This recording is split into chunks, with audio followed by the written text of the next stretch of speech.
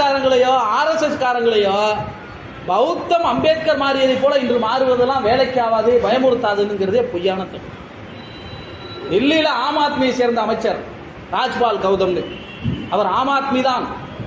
ஒரு பக்கம் புரட்சியாளர் அம்பேத்கரையும் இன்னொரு பக்கம் பகத்சிங்கையும் சொல்லுகிறார்கள்.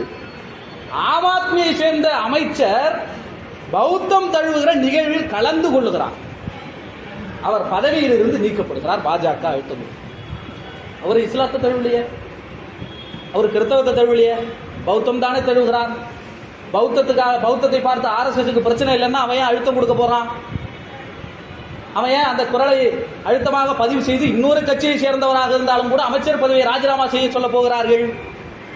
உண்மையில் இஸ்லாத்தை விடவும் கிறிஸ்தவத்தை விடவும் பௌத்தம் ஆபத்தானது என்று ஆர்எஸ்எஸ்க்கு தெரியும். ஆர்எஸ்எஸ் காரனுக்கு தெரியும். ஏன்னா அவன் அதனால தானே எப்படியாவது இதை சமாதானப்படுத்த வேண்டும் நினைக்கிறான்.